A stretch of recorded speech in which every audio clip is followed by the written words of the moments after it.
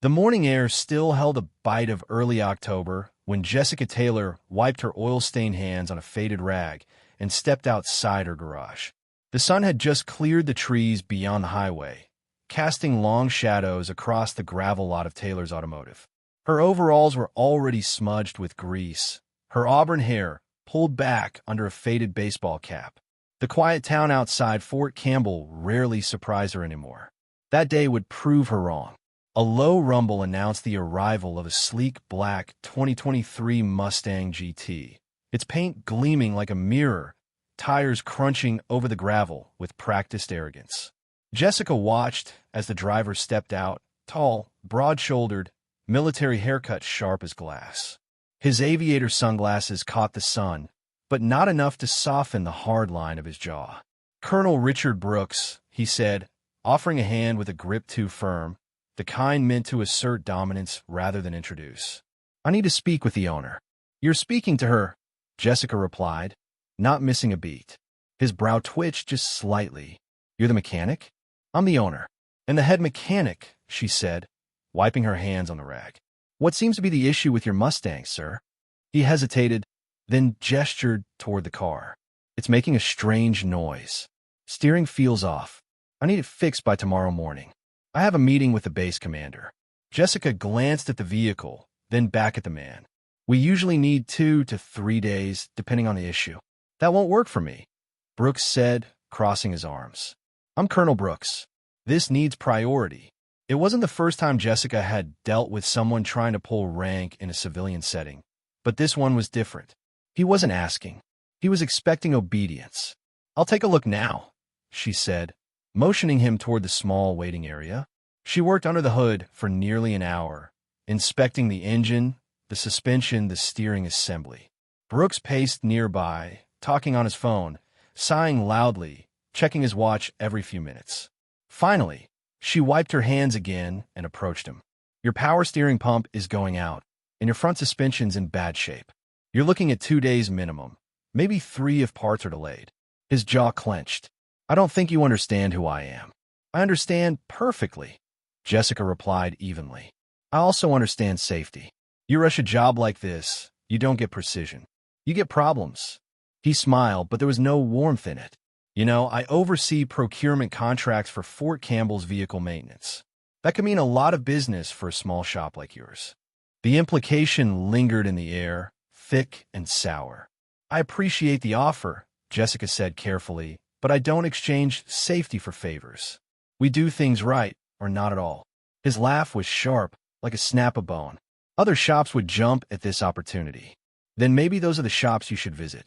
He stared at her for a long moment. "Fine. Fix it properly. But don't expect anything more."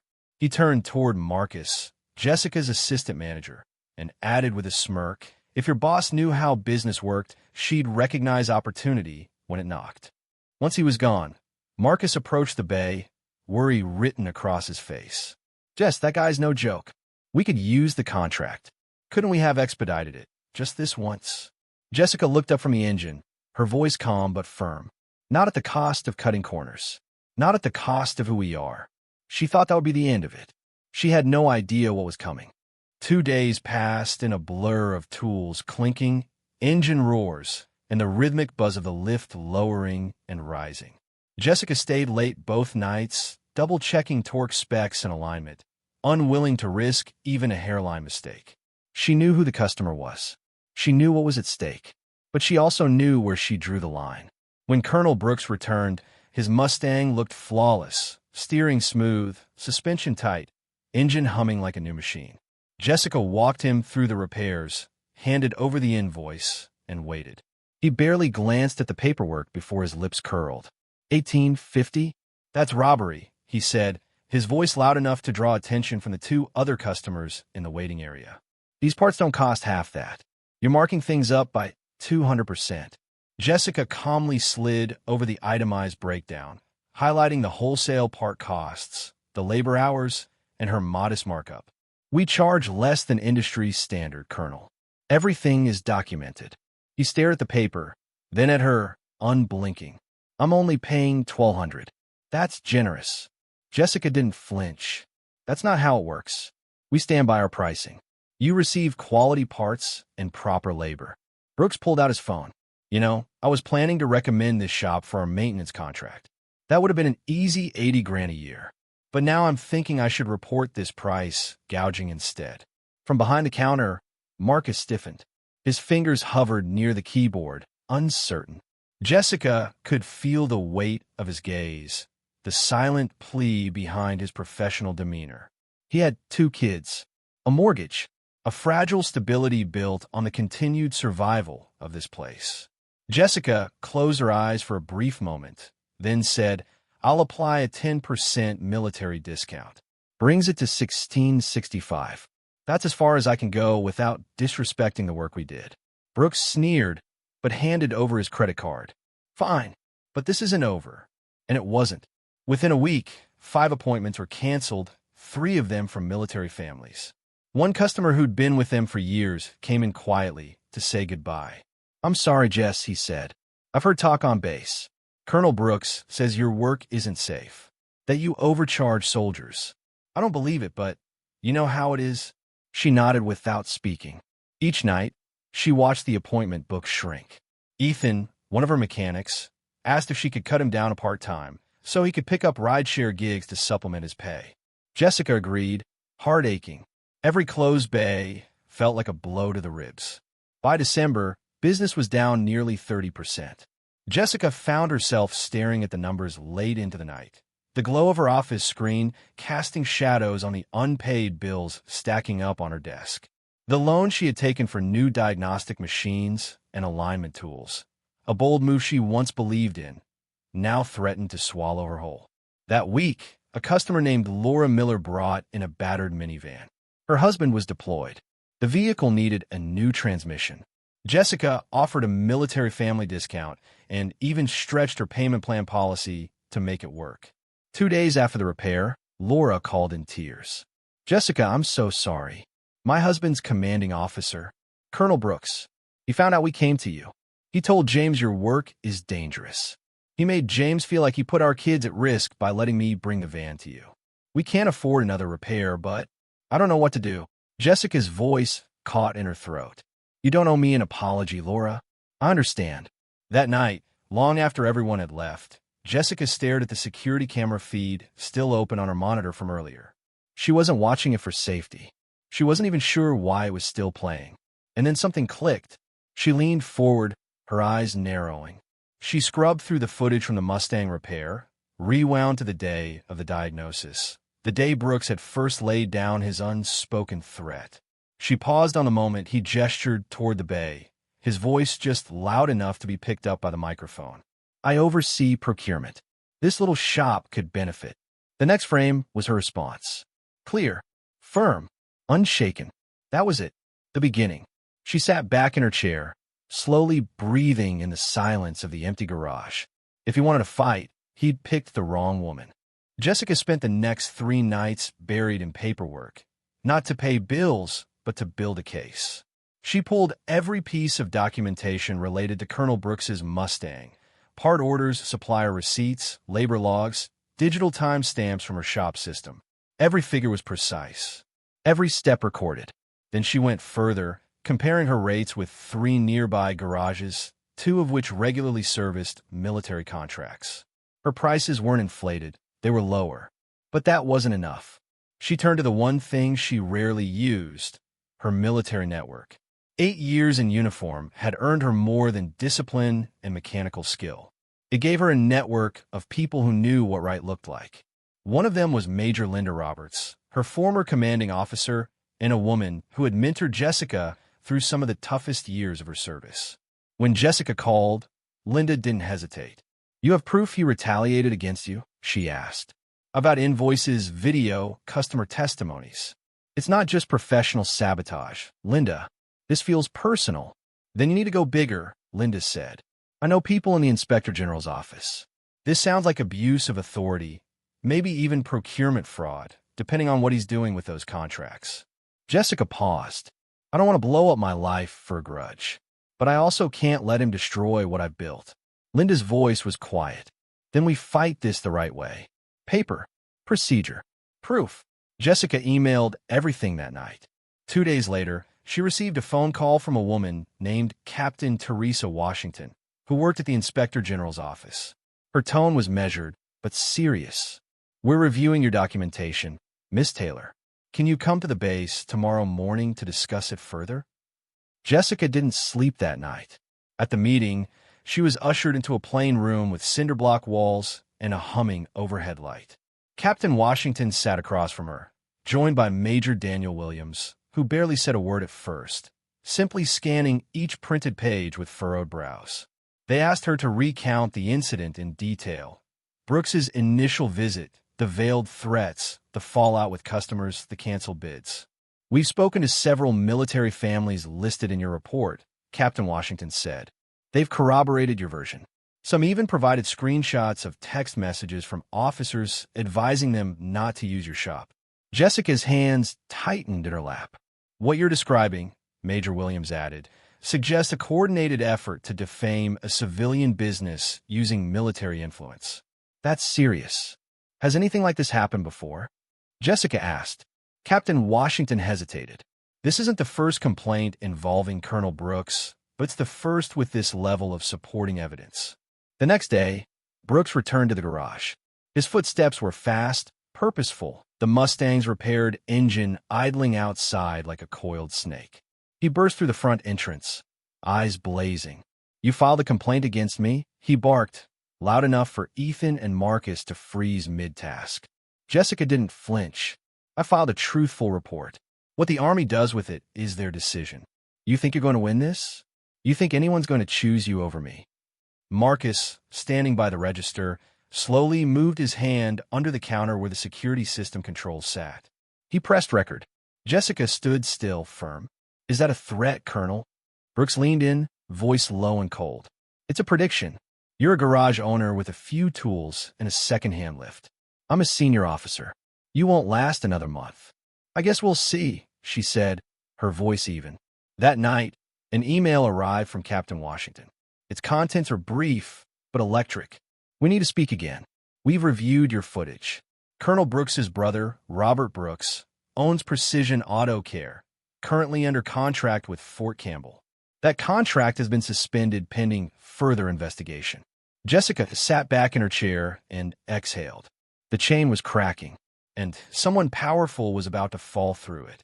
3 weeks later, Jessica was summoned to Fort Campbell headquarters. She arrived alone, wearing her best denim jacket and work boots still flecked with dried grease. The long hallway leading to the briefing room was silent, each step echoing louder than the last. A young lieutenant led her into a room where 5 people waited, 2 in uniform, 2 in business suits, and one at the head of the table who needed no introduction. Brigadier General Thomas Hayes stood as she entered. "Miss Taylor," he said, offering a firm but respectful nod. "Thank you for coming. Please have a seat." Across the table, Colonel Richard Brooks sat stone-faced, flanked by a military lawyer. His shoulders were rigid, his fingers locked together tightly, as if he were holding in the storm that raged behind his eyes. Jessica sat, not looking at him. She kept her attention on the general. General Hayes cleared his throat. "Following a detailed investigation by the Inspector General and the Army Audit Agency, we've come to several findings." The air felt heavier with each word.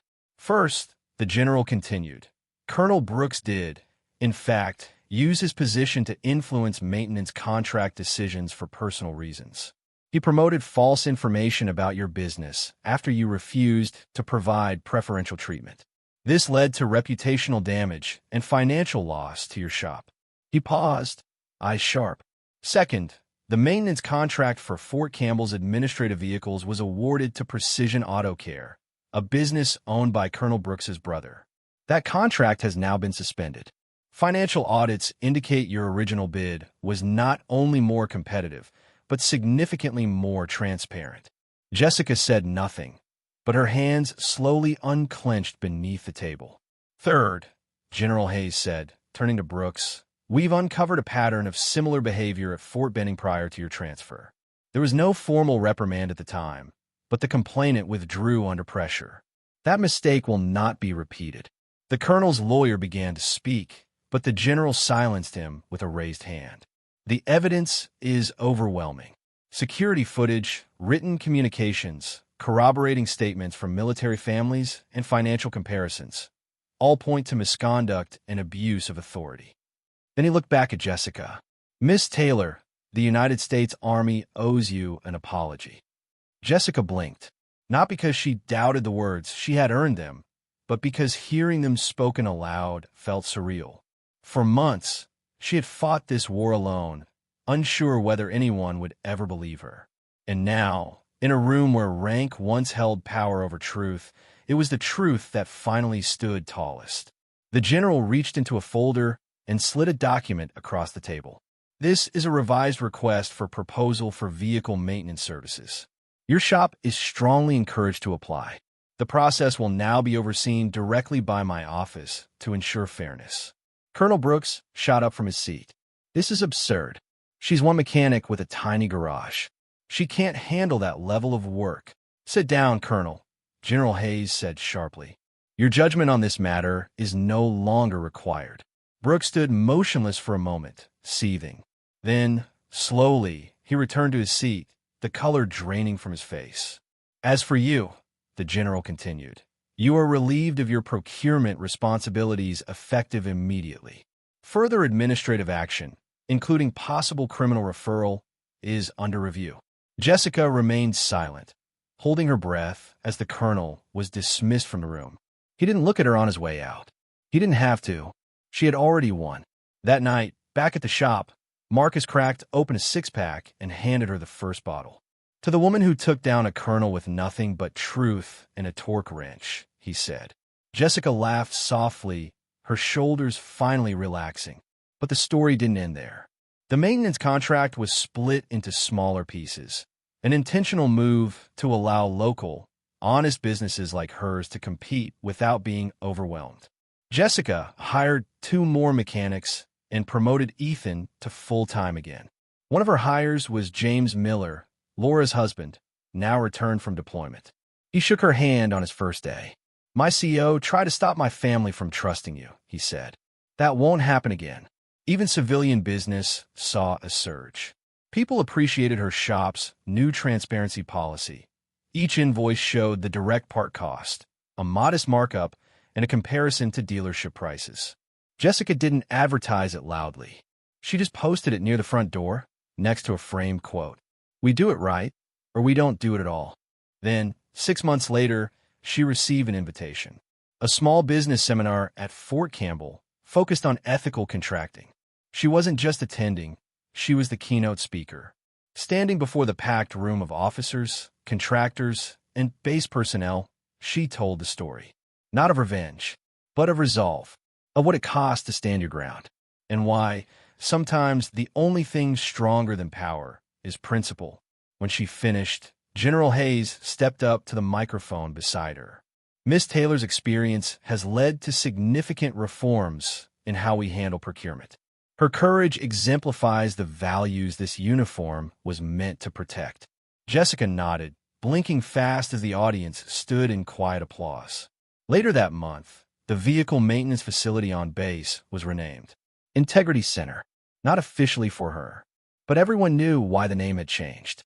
The first Monday after the seminar, Jessica opened the garage early. Morning frost still clung to the edge of the windows, and her breath puffed in clouds as she brewed a fresh pot of coffee. The shop lights blinked on one by one, chasing away the darkness as they had every morning for 7 years. But this morning was different. There were already 2 vehicles in the lot, both Army SUVs. Word had spread. It wasn't through press conferences or dramatic headlines. It was quieter than that. Word of mouth, handshakes, passing conversations in the mess hall. Soldiers who'd once avoided her garage now pulled in without hesitation. Military spouses brought their minivans and compact cars, confident in both the price and the person behind the wrench. Business was booming, but it wasn't chaos. Jessica had reorganized everything. New workflow, updated appointment system, and a newly renovated break room her crew had jokingly named the War Room. Her team had grown. Marcus now managed operations full-time.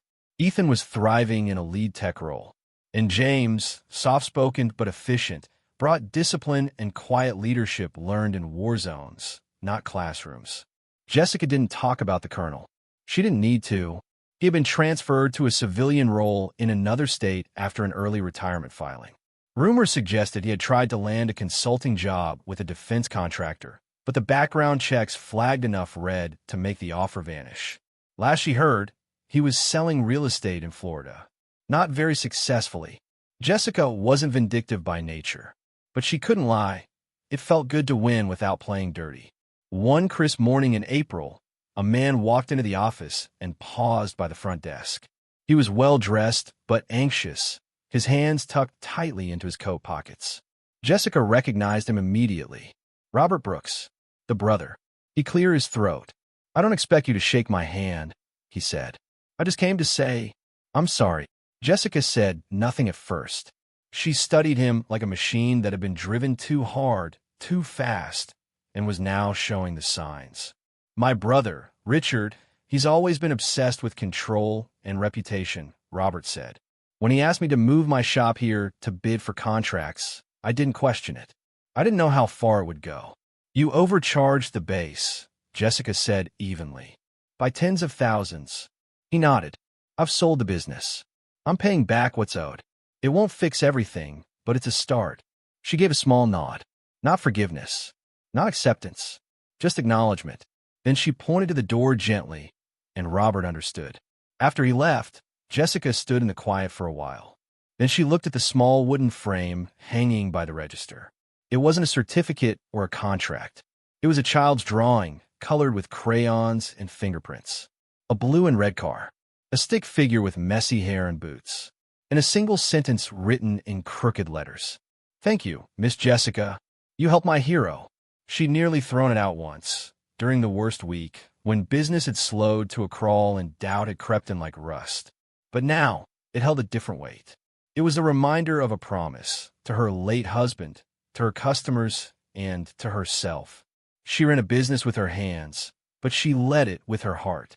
A few months later, Fort Campbell invited her to sit on a civilian military advisory board focused on ethical contracting and veteran-owned business inclusion. The meetings weren't glamorous. They involved spreadsheets, compliance forms, and long debates about vendor protocols. But Jessica showed up to every single one, because now she wasn't just fixing engines. She was helping fix a system. By the end of the year, Taylor's Automotive opened a second location in a nearby town. A modest building with clean lines, 3 bays, and the same handmade sign above the door. The same discount for veterans. The same honesty in every bolt. At the grand opening, Jessica stood with her team and their families under a modest string of lights. She gave a short speech, simple, direct, no buzzwords. "We didn't get here because we bent," she said. "We got here because we held." The applause wasn't loud. It didn't need to be. It was the kind of applause that came from people who understood grit, who respected truth, who'd been under fire, figuratively or otherwise, and knew the difference between giving up and standing firm. Later that night, after the crowd had left, Jessica stayed behind to lock up. She walked through the empty bays, trailing her fingers across the spotless new toolboxes, the smooth cement floor, the diagnostic screens blinking quietly in standby. Then she turned off the lights. The garage settled into silence, and Jessica Taylor, mechanic, veteran, and builder of more than just machines, walked out in the night with oil on her hands, a soft smile on her face, and the kind of peace that only comes when you've earned everything the hard way.